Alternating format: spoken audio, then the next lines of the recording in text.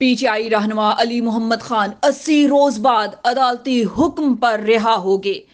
رہائی کے بعد ویڈیو پیغام میں انہوں نے کہا کہ 9 مئی کو جس نے بھی غلط کیا اسے سزا ملنی چاہیے۔ مجھ پر 9 مئی کے واقعات میں ملوث ہونے کا جھوٹا الزام لگایا گیا ہے۔ بھر میں 9ویں محرم الحرام کے حوالے سے جلوس اور تقریبات جاری۔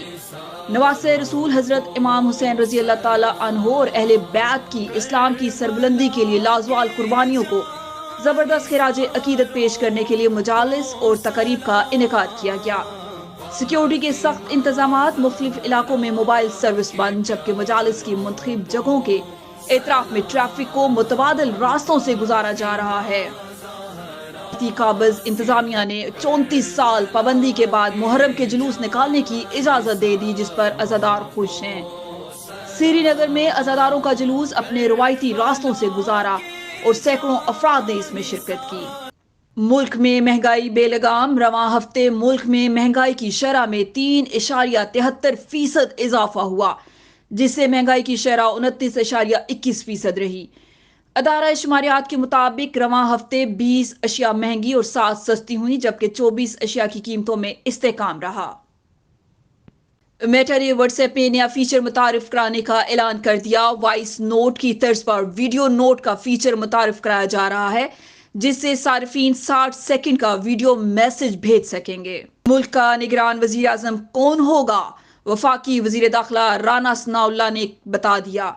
وزیر داخلہ رانا ثناء اللہ نے نیوز چینل کے پروگرام میں گفتگو کرتے ہوئے کہا ہے کہ یہ کہنا درست نہیں ہے کہ نگران وزیر اعظم کے لیے اسحاق ڈار کا نام آیا اور مسترد ہو گیا۔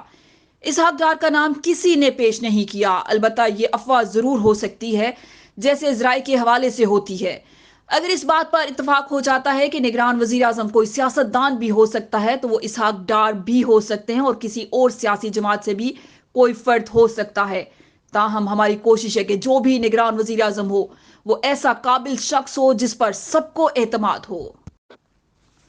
وزیر اعظم آزاد جموں کشمیر چودھری انوار الحق نے کہا ہے کہ خانوادہ رسول صلی اللہ علیہ وآلہ وسلم حضرت امام حسین نے حق کی ترویج، عدل کے نفاذ اور ہر قسم کے ظلم، ہر قسم کی زیادتی اور معاشرتی برائی کے خاتمے کے لیے نہ صرف اپنی جان کا نذرانہ پیش کیا، بلکہ اپنی اولاد، اپنے احباب، اپنے دوست، اپنے مال، اپنے عزیز و اقارب کو بھی قربان کر دیا۔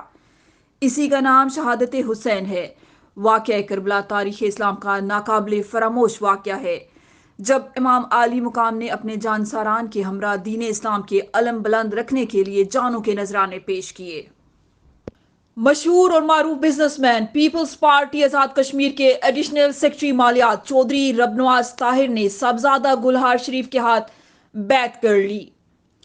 اس موقع پر چودھری رب نواز طاہر کا کہنا تھا کہ گزشتہ کئی سالوں سے ذہنی اور قلبی طور پر اسلامی تعلیمات پر ہی کاربند تھا۔ رب نواز طاہر نے عہد کیا ہے کہ وہ اپنی زندگی کو حضرت محمد صلی اللہ علیہ وآلہ وسلم کی تعلیمات کے مطابق گزاریں گے۔